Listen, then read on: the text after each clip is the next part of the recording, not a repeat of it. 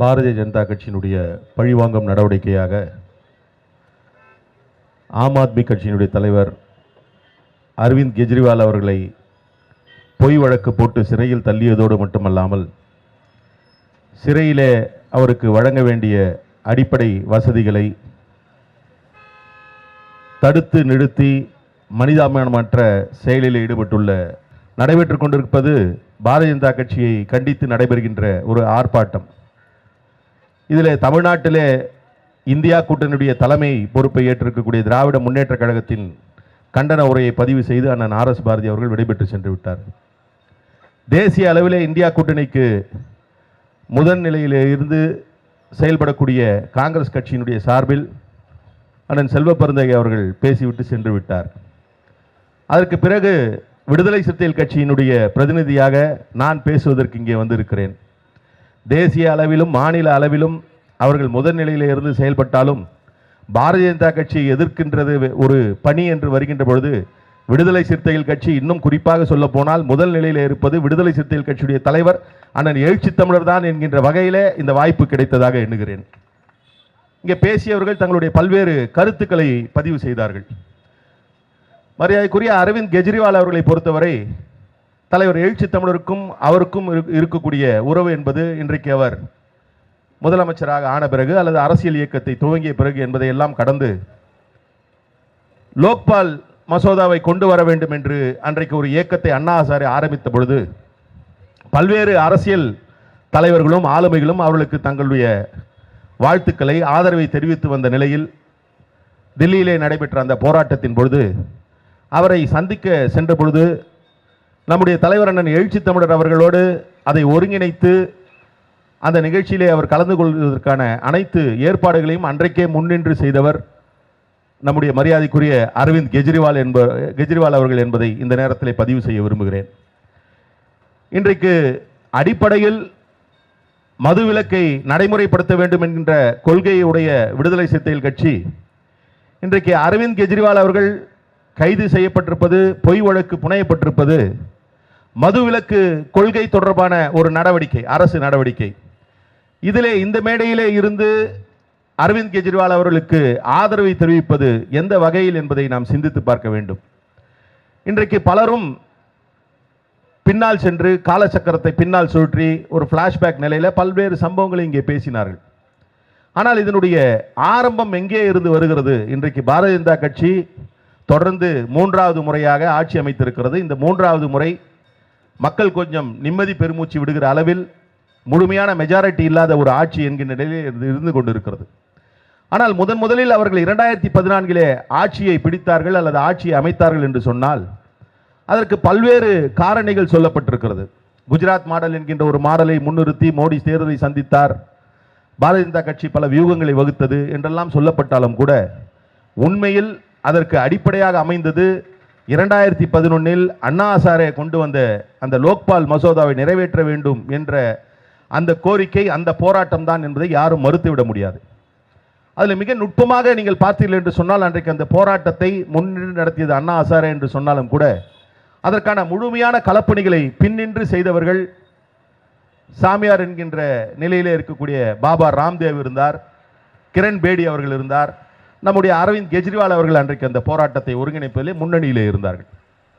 ஆனால் இன்றைக்கு அரவிந்த் கெஜ்ரிவால் அவர்கள் ஒரு இயக்கத்தை கண்டு முதலமைச்சராகி இன்றைக்கு எந்த ஊழலை எதிர்த்து களம் கண்டாரோ அதே ஊழலுக்காக சிறைக்கு அனுப்பப்பட்டிருக்கிறார் என்கின்ற ஒரு தோற்றத்தை பாஜக ஏற்படுத்தி இருக்கிறது.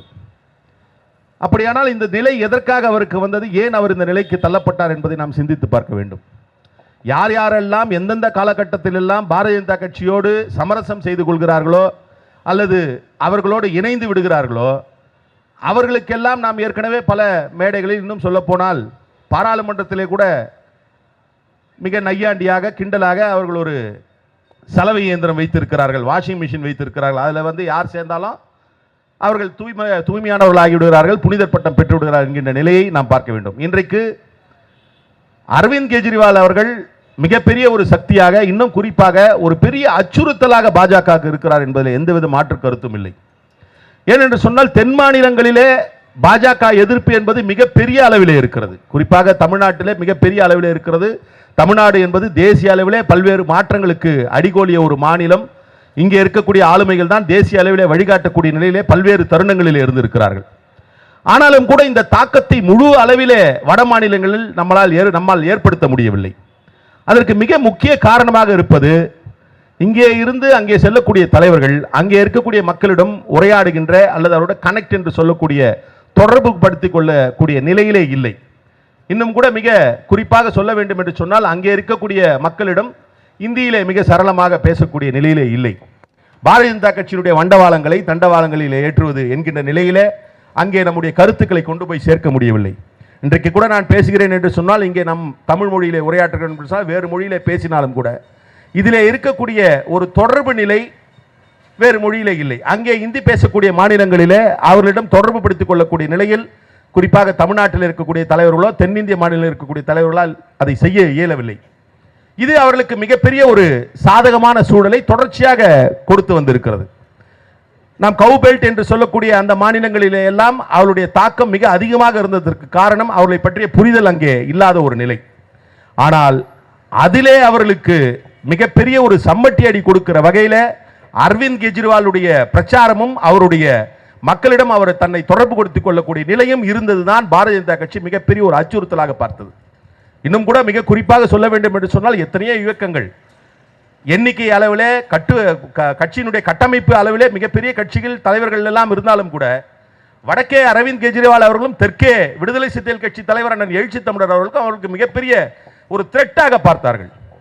அங்கே அவரால் பிஜேபியை எதிர்த்து கருத்துக்களை மக்களிடம் தொடர்பு படுத்த முடியும் என்று சொன்னால், தெற்கிலே இருக்கக்கூடிய விடுதலை சிறுத்தைகள் கட்சியுடைய தலைவர் அண்ணன் எழுச்சி தமிழர் தன்னுடைய கருத்தியல் பலத்தால் கருத்தியல் ஆழத்தால் பாஜகவை தோலுரிக்கிறார் என்கின்ற அந்த ஒரு நிலையிலே அவர்கள் பார்க்க ஆரம்பித்தார்கள். இந்த வழக்கு கூட அவர்கள் எந்த அடிப்படையிலே போட்டிருக்கிறார்கள் என்கின்ற கேள்வி முன்வைக்கப்படுகிறது. பொதுவாக பல்வேறு அரசுகள் பல்வேறு நிலையிலே ஒரு பாலிசி டிசிஷன் எடுப்பார்கள். ஒவ்வொரு நடவடிக்கை தொடர்பாகவும், உதாரணத்துக்கு விவசாயிகளுக்கு ஒரு லோன் வழங்க வேண்டும் என்று சொன்னால், ஒரு உதவி செய்ய வேண்டும் என்று சொன்னால் அதற்கான ஒரு செயற்குறிப்பு, ஒரு பாலிசி டிசிஷன் எடுப்பாங்க, பாலிசி நோட் எடுப்பாங்க. இப்போ அந்த மாதிரி இப்போ இங்கே ஒரு பாலிசி நோட் என்ன, இங்கே வந்து மதுவிலக்கு மது கொள்கை பற்றிய பாலிசி இங்கே என்ன, மதுவை அரசே வியாபாரம் செய்வது என்பது இங்கே இருக்கக்கூடிய பாலிசி.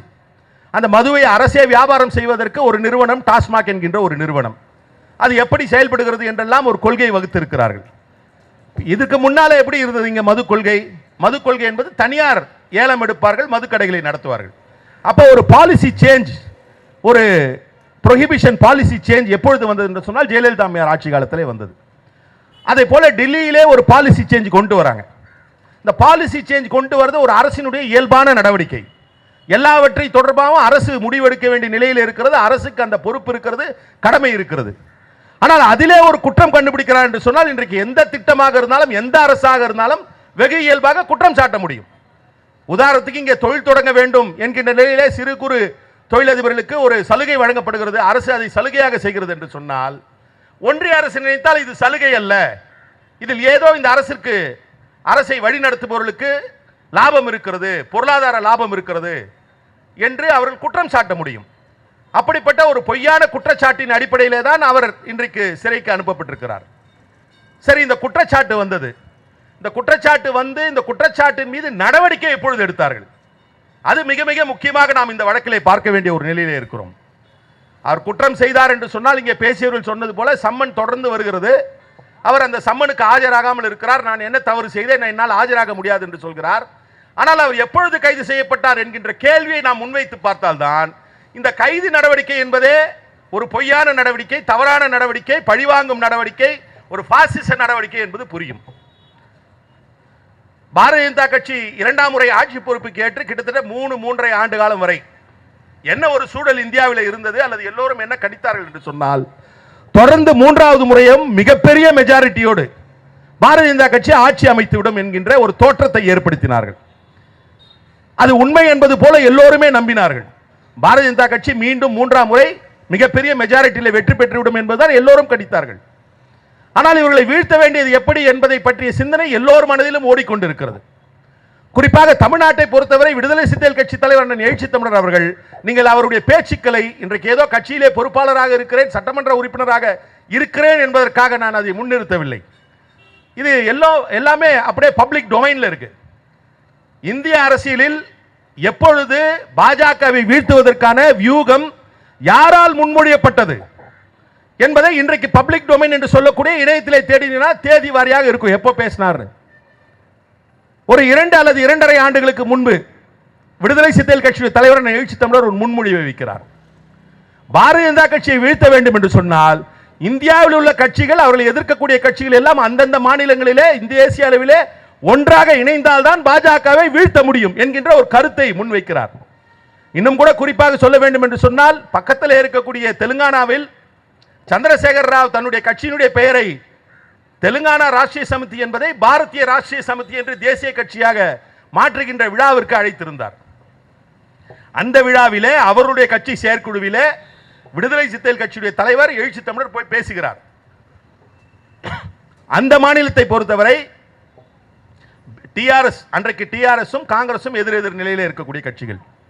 ஆனால் அந்த கூட்டத்திலே போய் தலைவர் எழுச்சி தமிழர் பேசுகிறார், உங்களுக்கும் பாஜகவை வீழ்த்த வேண்டும், தேசிய அளவிலும் பாஜகவை வீழ்த்த வேண்டும், ஆகவே தேசிய அளவிலே காங்கிரஸோடு சேர்ந்து நீங்கள் நிற்க வேண்டும் என்கின்ற ஒரு கோரிக்கையை முன்வைக்கிறார்.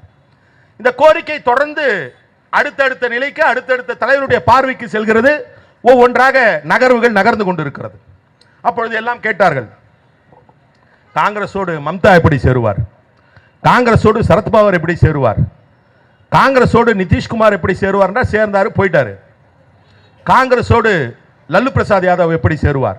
இப்படி பல்வேறு நிலையிலும் அவர்கள் தங்களுடைய கருத்துக்களை வெளிப்படுத்தினார்கள். காங்கிரஸோடு முக்கியமாக அரவிந்த் கெஜ்ரிவால் எப்படி சேருவார் என்றெல்லாம் கேள்விகள் முன்வைக்கப்பட்டது.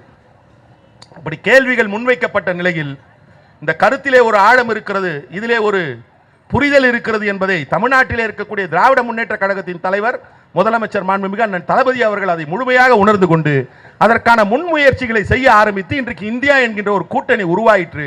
இந்த இந்தியா என்ற கூட்டணிக்கு வலிமைக்கு வலு சேர்க்கிற வகையில் யார் இதிலே சேர மாட்டார்கள், யார் இதிலே கலந்து கொள்ள மாட்டார்கள் என்று பாஜக எதிர்பார்த்ததோ அந்த அரவிந்த் கெஜ்ரிவால் இந்தியா கூட்டணிக்கு ஆதரவை தெரிவித்தார்.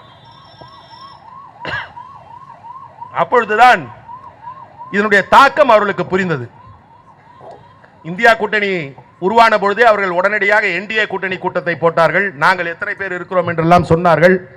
அதற்கு பிறகு மீண்டும் மோடி அவர்கள் நாடாளுமன்றத்திலேயே அடுத்த முறை நீங்கள் எல்லாம் கேலரியில தான் உட்கார்ந்து பார்க்கணும்னு கேலி பண்ணாரு, கிண்டல் பண்ணாரு.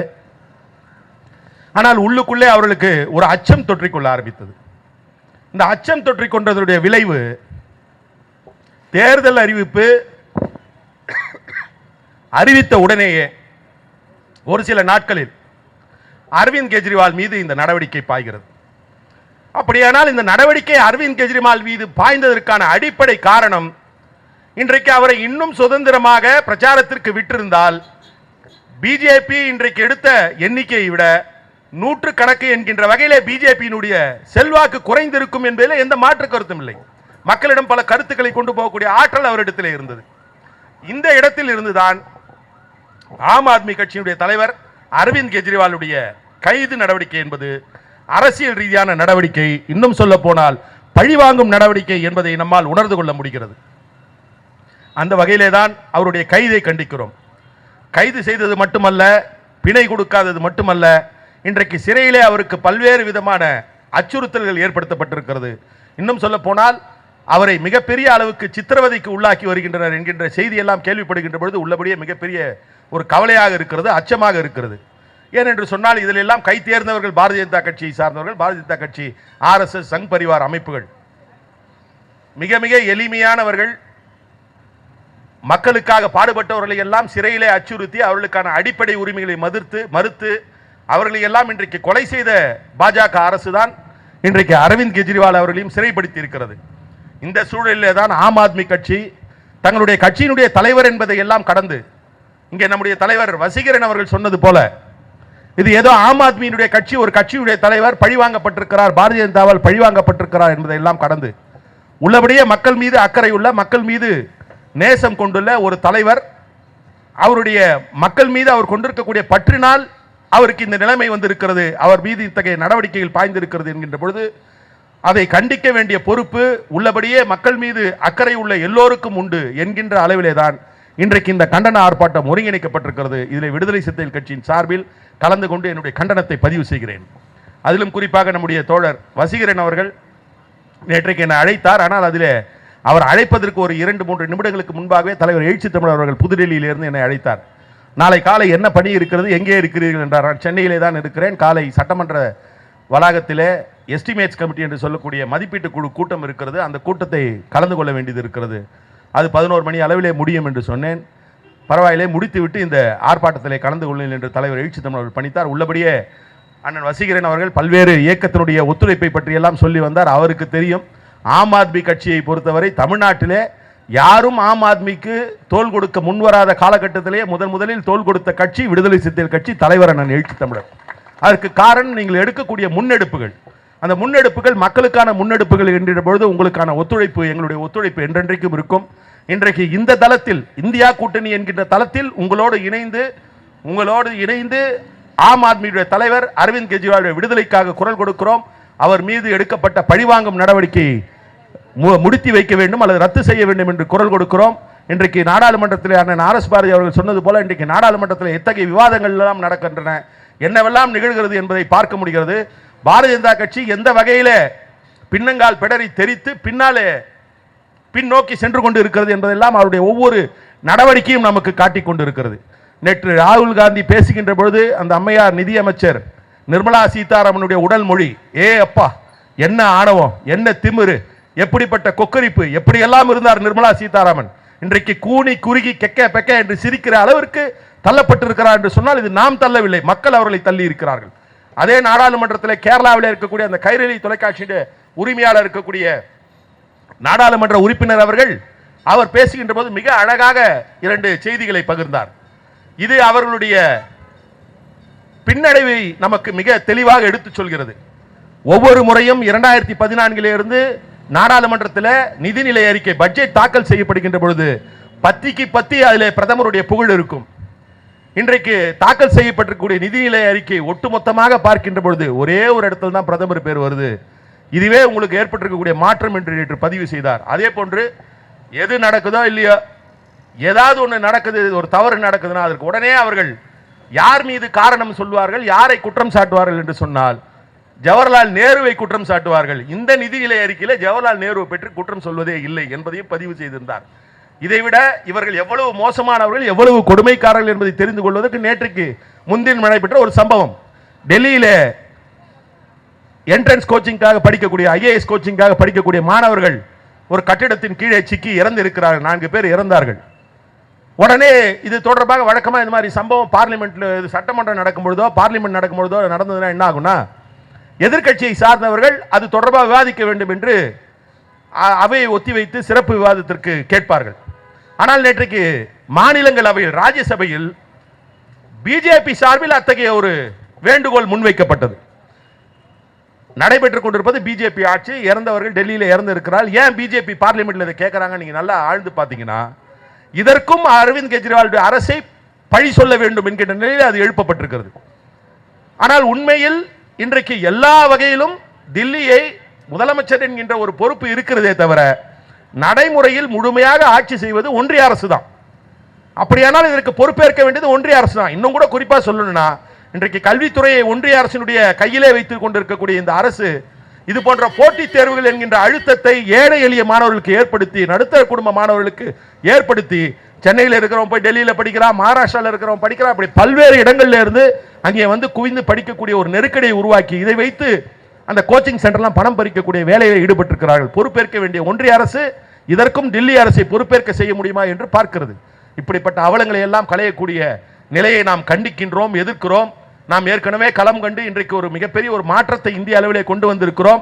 இந்த மாற்றம் என்பது நிறைவடைந்து விடவில்லை. இதனுடைய முழு நோக்கம் நிறைவேறக்கூடிய வகையில் நாம் அனைவரும் ஒன்று சேர்ந்து களமாடுவோம். விடுதலை சிறுத்தைகள் கட்சியின் சார்பில், தலைவர் எழுச்சி தமிழர் சார்பில் அரவிந்த் கெஜ்ரிவால் அவர்கள் கைதை கண்டிப்பதோடு மட்டுமல்லாமல் அவருக்கு முறையாக வழங்கப்பட வேண்டிய வசதிகள், அவருக்கான மனித நேயத்தோடு வழங்கப்பட வேண்டிய வசதிகள் எல்லாம் தராத திகார் சிறை நிர்வாகத்தையும் கண்டித்து அவரை விடுதலை செய்வதோடு அவர் மீது போடப்பட்டிருக்கக்கூடிய பொய் வழக்குகள் திரும்ப பெற வேண்டும் என்பதை வலியுறுத்தி நிறைவு செய்கிறேன். நன்றி, வணக்கம்.